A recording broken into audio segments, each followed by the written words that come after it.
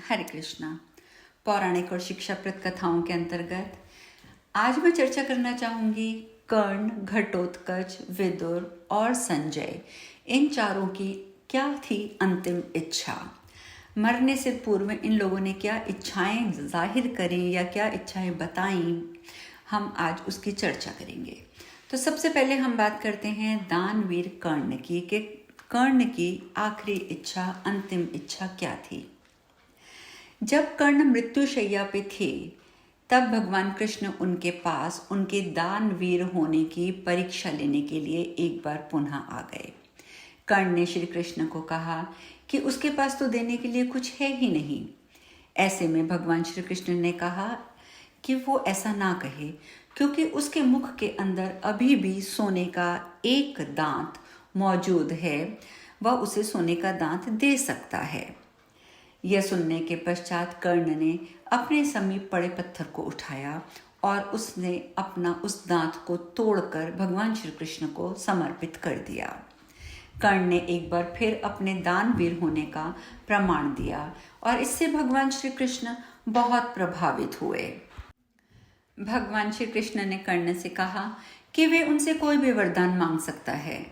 कर्ण ने भगवान कृष्ण से कहा कि एक निर्धन सूत पुत्र होने की वजह से उसके साथ बहुत छल हुए हैं, इसीलिए मैं आपसे 2 वरदान मांगता हूँ। पहले वरदान के रूप में कर्ण ने ये मांगा कि अगले जन्म में श्री कृष्ण उन्हीं के राज्य में जन्म लें, और दूसरे वरदान में उन्होंने श्री कृष्ण से ये कहा कि उनका अंतिम संस्कार ऐसे स्थान पर होना चाहिए जहाँ पर कोई पाप ना हुआ हो। अब पूरी पृथ्वी पर ऐसा कोई स्थान नहीं था जहाँ पे कहा जा सके कि पाप नहीं हुआ। कर्नाटक में कर्नाली नदी के तट पर एक बलिष्ठ भूमि मिली। एक बलिष्ठ मतलब आप समझ ही सकते हैं कि 4-5 इंच की एक बलिष्ठ भूमि मिली। उसी भूमि पर भगवान श्री कृष्ण ने अपने हाथ की कोहनी को टिकाकर कृष्ण भगवान ने कर्ण का अंतिम संस्कार अपने हाथों में कर दिया, और इस तरीके से दानवीर कर्ण मृत्यु के पश्चात साक्षात वैकुंठ धाम को प्राप्त कर पाए। क्योंकि उनका जो अंतिम संस्कार हुआ था भगवान कृष्ण के हाथों में हुआ था। दूसरी अंतिम इच्छा की चर्चा हम करते हैं भीम पुत्र घटोत्कच की। युद्ध भूमि में श्री कृष्ण ने घटोत्कच से कहा, पुत्र, तुम मुझको बहुत प्रिय हो, युद्ध में जाने से पहले तुम मुझसे कोई वरदान मांग लो। घटोत्कच ने कहा, प्रभु, युद्ध में मेरी मृत्यु हो सकती है, और हे प्रभु, यदि मैं वीर गति को प्राप्त करूं तो मेरे मरे हुए शरीर को ना भूमि को समर्पित करना, ना जल में प्रवाहित करना, ना अग्निदाह करना, मेरे इस तन के मांस, त्वचा, आंखें, हृदय आदि को वायु रूप में परिवर्तित करके अपनी एक फूंक से आकाश में उड़ा देना। प्रभु, आपका एक नाम घनश्याम है, मुझे उसी घनश्याम में मिला देना और मेरे इस शरीर के कंकाल को पृथ्वी पे स्थापित कर देना। आने वाले समय में मेरा ये कंकाल महाभारत के युद्ध का साक्षी होगा। और भगवान श्री कृष्ण ने घटोत्कच की इस इच्छा को पूर्ण किया। अब हम तीसरी इच्छा की बात करते हैं विदुर महाराज की, कि विदुर महाराज की अंतिम इच्छा क्या थी। महाभारत युद्ध समाप्त होने के 15 वर्षों बाद धृतराष्ट्र, गांधारी, कुंती, विदुर और संजय, इन सभी ने एक साथ संन्यास ले लिया और वन में कठोर तप करने लगे। कुछ समय बीतने के बाद युधिष्ठिर आदि 5 पांडव धृतराष्ट्र जी से मिलने के लिए वहां पहुंचे। युधिष्ठिर महाराज विदुर जी से मिलने के लिए उनके पास आए तो युधिष्ठिर महाराज को देखते ही विदुर जी के प्राण शरीर छोड़कर युधिष्ठिर जी के शरीर में समाहित हो गए।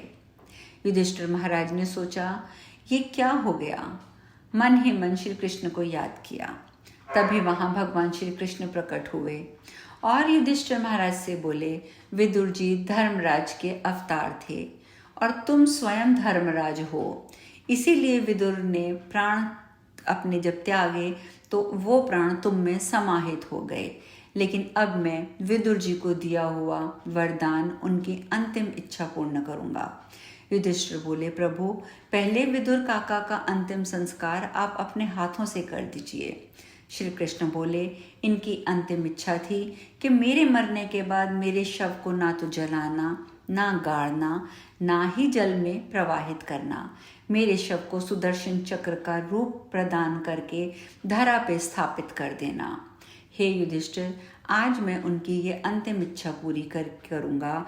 विदुर जी को सुदर्शन का रूप देकर यहीं स्थापित करूंगा। श्री कृष्ण ने विदुर जी को सुदर्शन का रूप देकर वहीं उसी वन में ही स्थापित कर दिया था। और अब चौथी चर्चा करते हैं संजय जी की इच्छा की। महाभारत युद्ध के पश्चात अनेक वर्षों तक संजय जी युधिष्ठिर के राज्य में रहे। इसके पश्चात धृतराष्ट्र, गांधारी, कुंती जी के साथ उन्होंने भी संन्यास ले लिया। बाद में धृतराष्ट्र की मृत्यु के बाद वे हिमालय चले गए। वहां से फिर वे कभी नहीं लौटे। हिमालय पर संजय ने भगवान कृष्ण का कठिन तप किया। भगवान कृष्ण उनके तप से प्रसन्न हुए और वहां प्रकट हुए। तो संजय से बोले, हे संजय, तुम्हारी तपस्या से मैं बहुत खुश हूँ। आज जो चाहे मुझसे वर मांग लो। संजय श्री कृष्ण से बोले, प्रभु महाभारत युद्ध में मैंने बहुत अधर्म का साथ दिया है, इसलिए मुझे आप अपना पाहन अर्थात अपना पत्थर बना दो, और जब तक आप पुनः धरती पर अवतार ना लो तब तक इसी हिमालय पर पाहन बनकर उसी रूप में मैं आपकी भक्ति करता रहूँगा। भगवान श्री कृष्ण ने संजय जी के शरीर को शालिग्राम रूप में परिवर्तित करके हिमालय पर ही स्थित कर दिया था। तो इस प्रकार इन 4 महापुरुषों की जो भी अंतिम इच्छाएं थी उसकी हमने आज यहाँ चर्चा की है। कल हम नई चर्चा करेंगे। आज हम यहीं विश्राम लेंगे। हरे कृष्णा।